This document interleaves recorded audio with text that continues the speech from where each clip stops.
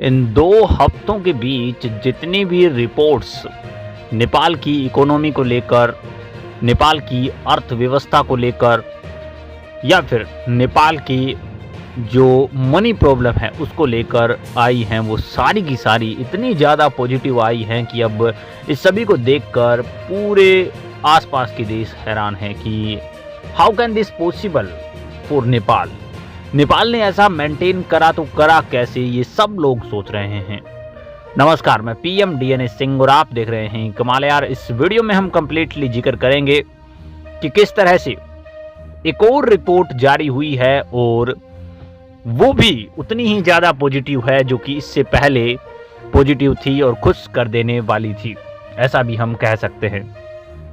तो वीडियो के अंत तक बने रहिए और अगर आप चैनल पर नए हों तो चैनल को सब्सक्राइब करके बेल आइकन दबा लीजिए ताकि आपको अगला अपडेट भी सबसे पहले मिल सके। चलिए वीडियो को शुरू करते हैं।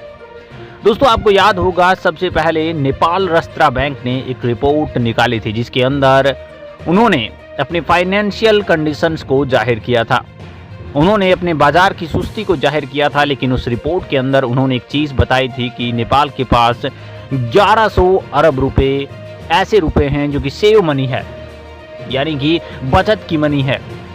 उसके बावजूद उन्होंने ये डिक्लेयर किया था कि लोग करप्शन के कारण कहीं न कहीं विश्वास नहीं कर रहे। उसके बाद एक और रिपोर्ट आई वर्ल्ड बैंक से और उन्होंने विदेशी मुद्रा भंडार के बारे में बताया। नेपाल का विदेशी मुद्रा भंडार भी कहीं न कहीं 23.5% की ग्रोथ रेट से बढ़ा और ये भी ट्रिलियंस में जा पहुंचा, जो कि उससे भी बड़ी बात थी और जो कि उससे भी खुश कर देने वाली बात थी। अभी जो हो रहा है वो उससे भी बहुत बढ़कर हो रहा है। अभी जो हो रहा है वो एक और चीज के अंदर ग्रोथ को रिप्रेजेंट करता है। मैं आपको बता दूं कि प्रेषण से प्रभावशाली आय के साथ नेपाल का बीओपी अधिशेष लगातार बढ़ रहा है। नेपाल का भुगतान संतुलन यानी कि बीओपी अधिशेष मार्च के मध्य तक 327.55 अरब रुपए तक पहुंच चुका है, जो कि मुख्य रूप से देश के बहिर्वाह की तुलना में समग्र वित्तीय प्रवाह में लगातार वृद्धि प्रेषित करता है।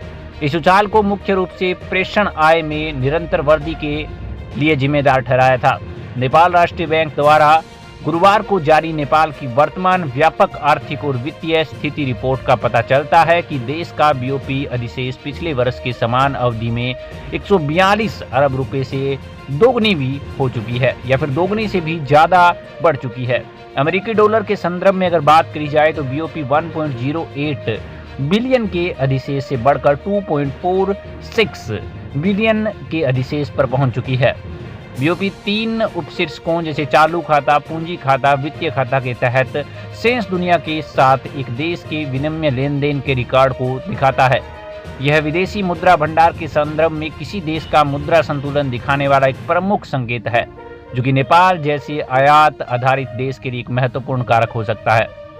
इस अवधि के दौरान चालू खातों की शेष में भी सुधार हुआ है, जिससे यह पिछले वर्ष के समान अवधि में 55.28 अरब रुपए से घाटे से पहले 8 महीने में 166 अरब रुपए के अधिशेष तक पहुंच चुका है, यानी कि एक बहुत बड़ा उछाल लिया है। अमेरिकी डॉलर के संदर्भ में इसकी भी समीक्षा करी जाए तो 429.3 बिलियन के घाटे के मुकाबले 1.25 बिलियन का अधिशेष दर्ज किया गया है।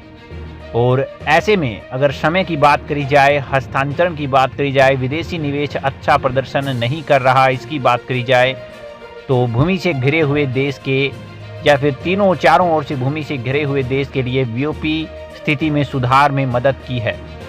एनआरबी के अनुसार समीक्षा अधिशेष स्थानांतरण 5.58 अरब रुपए से घटकर 3.89 अरब हो गया है, जबकि शुद्ध प्रत्यक्ष विदेशी निवेश में 1.17 अरब रुपए से बढ़कर 5.63 अरब रुपए हो गया है, जो कि एक बहुत ही बड़ी और बहुत ही कामयाबी वाली यहाँ पे हम उपलब्धि कह सकते हैं नेपाल के लिए।